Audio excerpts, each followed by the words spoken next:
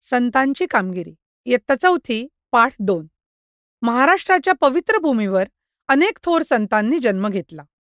त्यांनी समाजाला दया, अहिंसा, समता आणि बंधुभाव यांची शिकवण दिली. या संतांच्या कार्यामुळे लोकांच्या मनात आत्मविश्वास निर्माण झाला.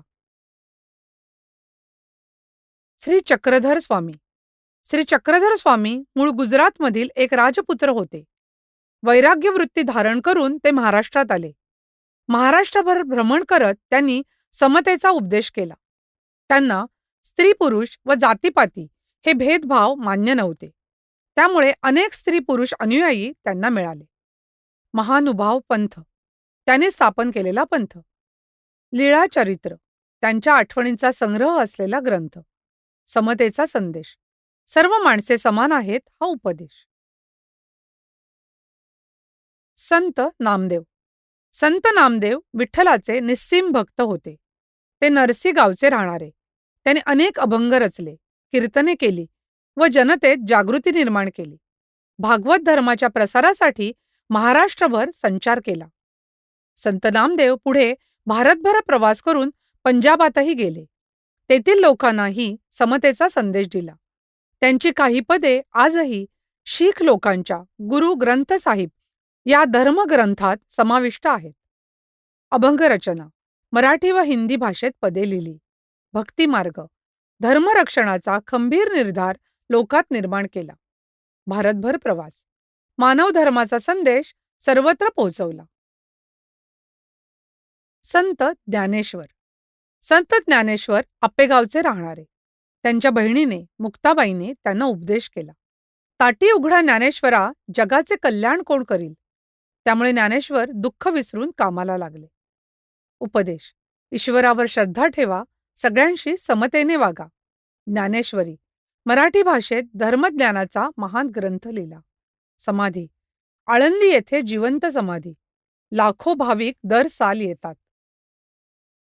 संत एकनाथ. संत एकनाथ पैठणचे राहणारे.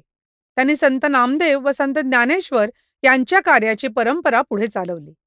त्याने अनेक अभंग, ओव्या व भारुडे लिहिली. कोणताही उच्च नीच भेदभाव मानू नका असा उपदेश केला. एके दिवशी तापलेल्या वाळवंटावर एक पोरके पोर रडत बसले होते. एकनाथांनी धावत जाऊन त्या मुलाला उचलले, डोळे पुसले आणि घरी पोचते केले. अशा आचरणातून त्यांनी समता व ममता लोकांच्या मनावर बिंबवली. गोरगरिबांवर प्रेम. मागासलेल्या लोकांना जवळ केले. प्राणीमात्रांवर दया. मुक्या प्राण्यांवरही दया केली. समतेचा उपदेश. जसे बोलत तसेच वागत. आदर्श आचरण. संत तुकाराम. संत तुकाराम पुण्याजवळील देहूगावचे राहणारे. त्यांनी आपल्या वाटणीची कर्जखते इंद्रायणी नदीत बुडवून अनेकांना कर्जमुक्त केले. हजारो लोक त्यांच्या कीर्तनाला येत. शिवाजी महाराजही त्यांच्या कीर्तनाला जात असत. जे का रंजले गांजले त्यासी म्हणे जो आपुले, तोची साधू ओळखावा देव तेथेची जाणावा. तुकाराम गाथा आजही आदराने वाचली जाते. दया, क्षमा, शांती लोकांना समतेचा उपदेश केला. ज्ञानबा तुकाराम आजही महाराष्ट्रात हा जयघोष ऐकू येतो. समर्थ रामदास. समर्थ रामदासांचा जन्म मराठवाड्यात जाम गावी रामनवमीच्या दिवशी झाला.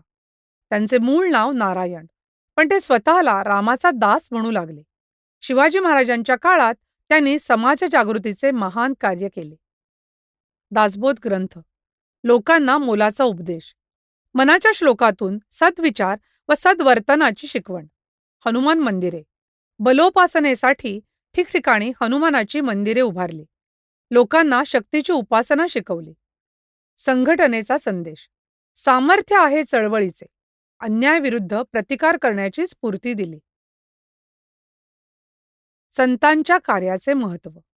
महाराष्ट्रातील संतांनी समाजाच्या विविध स्तरातून येऊन लोकांना एकत्र आणले. त्यांच्या कार्यामुळे लोकजागृती झाली. धर्माबद्दल आदर वाढला आणि लोकांच्या मनात आत्मविश्वास निर्माण झाला. दया व अहिंसा. सर्व प्राणीमात्रांवर प्रेम करा. समता व बंधुभाव. कोणी लहान नाही, कोणी मोठा नाही. परोपकार व सेवा. दुःखी माणसांना मदत करा. स्वराज्यासाठी प्रेरणा. शिवरायांनी संतांच्या कार्याचा उपयोग केला. संतांचा उपदेश आजही महाराष्ट्राच्या कानाकोपऱ्यात घुमत आहे.